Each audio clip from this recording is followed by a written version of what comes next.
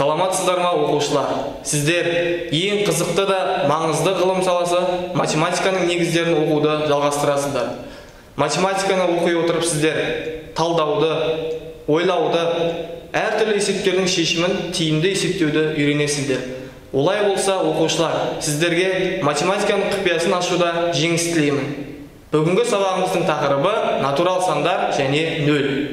Бүгінгі сабақта сіздер натурал сандар қатары, жұп және тақ цифрлар, жұп және тақ сандар ұғымдарымен танысасыздар. Санау үшін қолданылатын сандар натурал сандар деп аталады. Натурал сандар 1, 2, 3, 4, 5, 6, 7, тағы сол сияқты шексіз кете береді. 0 натурал сан емес. Натурал сандардың қатарының ең кішісі 1, ал ең үлкен саны болмайды. Өсу ретімен жазылған 1, 2, 3, 4, 5 тағы сол сияқты натурал сандары натурал сандар қатары деп аталады. Кез келген натурал санды 0, 1, 2, 3, 4, 5, 6, 7, 8, 9 таңбалары арқылы жазуға болады.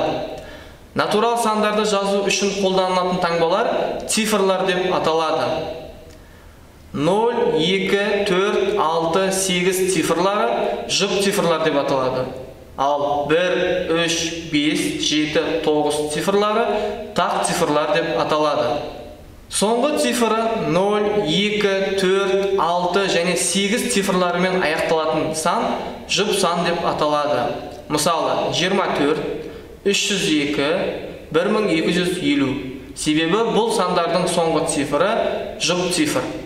Соңғы цифры 1, 3, 5, 7 және 9 цифрларымен аяқталатын сан тақ сан деп аталады. Мысалы, 17, 149, 1675. Себебі бұл сандардың соңғы цифры тақ цифрмен аяқталған. Натурал сандардың жазылуында жұп цифрмен аяқталатын натурал сандар 2-ге бөлінеді.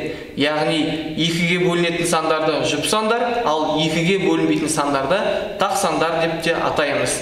Мысалы, 32 және 120 жұп сандар. Себебі 32 және 120 сандары 2-ге бөлінеді. 45 пен 567 тақ сандар. Себебі 45 пен 567 сандары 2-ге бөлінбейді. Натурал сандарды жазуда қолданатын таңбалар цифрлар деп аталады. Енді осы цифрлардың кішкене шығу тарихына шолу жасайық. Көріп тұрғандарыңыздай 1, 2, 3, 4, 5, 6, 7, 8, 9 цифрлары бұлар біздің заманымызға дейінгі 3-ші ғасырда үнді елінде пайда болған. Араб елдері арқылы Еуропаға жеткен. Сондықтан бұл цифрлар араб цифрлары деп аталады. Кейбір жағдайда араб цифрларымен қатар рим цифрлары да қолданылады. Біздің заманымызға дейінгі 500 жыл бұрын ежелгі римдіктер ойлап тапқан. Рим цифрлары негізгі шамаларды көрсету үшін әріптерді қолданылады. Мысалы, и әріпі 1-ді және м әріпі 1000-ды білдіреді. Басқа сандарды құрастыру үшін осы негізгі әріптердің әртүрлі комбинациясы қолданылады. Суретте көріп тұрғандарыңыздай, бұл рим цифрларының негізгі комбинациялары болып табылады. Есте сақтаңыз, ең кіші натурал сан 1. 0 натурал сан емес. Натурал сандар қатарында әрбір келесі сан алдыңғысынан 1-ге артық. Натурал сандар қатары шексіз, оның үлкен саны болмайды. Бүгінгі сабағымыз аяқталды. Сау болыңыздар.